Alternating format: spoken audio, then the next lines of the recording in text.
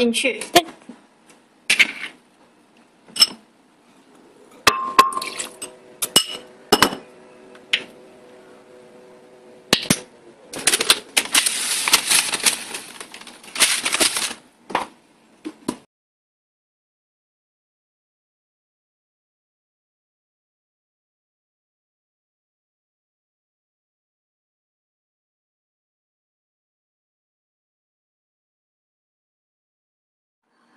成品之后，把东西拿去冰。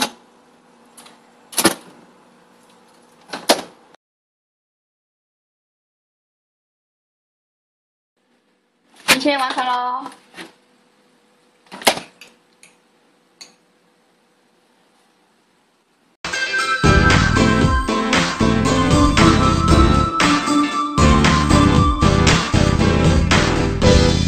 将奶油放进去容器中。 这样烤出来的蛋挞比较好拿。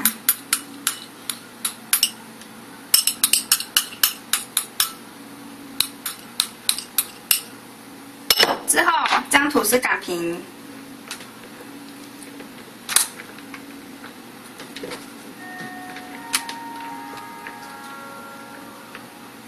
再将吐司放进去容器中，压平。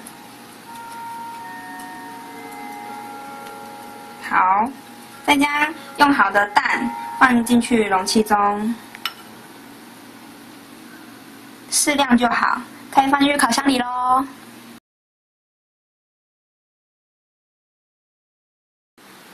烤吐司蛋挞完成咯。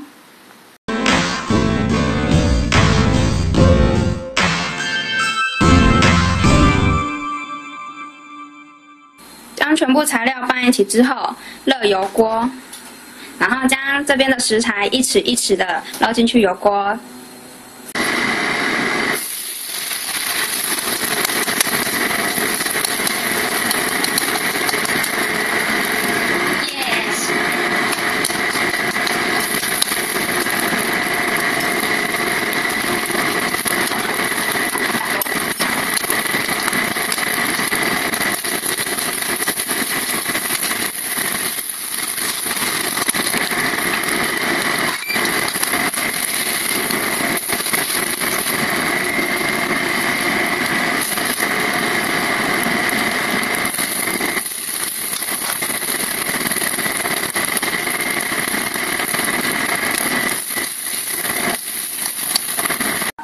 成品完成喽！